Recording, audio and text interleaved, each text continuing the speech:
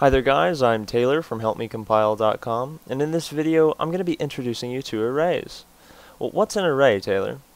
An array is basically a variable, not unlike the ints or doubles that we've been declaring thus far, but there's something very useful about them that sets them apart. You see, an array can have an infinite number of values, whereas an int or a double can only have one. And it has a very unique way of keeping all these different values organized and separate so you can call each of them whenever you need them. Now all of that does sound a little confusing, so let's get into the thick of it here with some examples. Let's write an int that we're all familiar with. Let's write int dummy equals 5. Pretty simple so far. Nothing too mind-blowing. It's an int and its value is 5. Well, let's say I wanted to give it 5 values instead of just the value 5. Well, let's go ahead and give it those values. Let's do 5, comma, 4, comma, 6, comma, 7, comma, 8, and then a semicolon. At this point, Java doesn't know what the hell I'm going on about. It says, hey man, I'm just an int. I can only have one value. Well, to that, I say, Java, you are a liar. Give your data a code subset, and then the data type, some brackets. That's all that you need to do to change a regular variable into an array. I'm going to break it down how the computer perceives this. When you type int, the computer knows that the next word is going to be the name of a typical one value variable.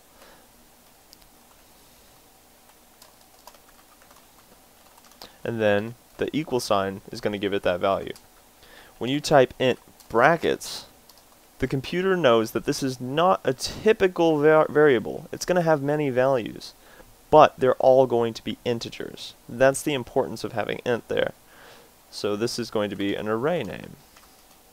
And then its values are inside a code subset separated by commas, just like that.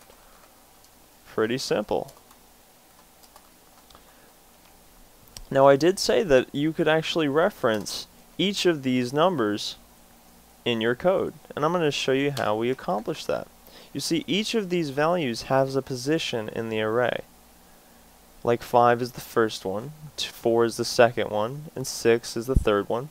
It's a kind of a method like that. But we actually refer to their position as an index. 5, in this case, has the index of 0. 4 has the index of 1. 6 has the index of 2, and so on and so forth. Just remember that the first number always starts on the 0 index. Now how do we use the index, Taylor? How does that information come into play? Well, in order to reference the data just like you would for the normal dummy, which would be equal to 5, instead of just typing plus dummy to reference the data, you would type plus dummy and then the position of the index. So the position 4 would actually reference the number 8. So let's try referencing that data now in a real way in system.out.println. The first number in our array is, and then we'll just do the plus sign as I said with dummy, and then the position of the first number, which is always 0.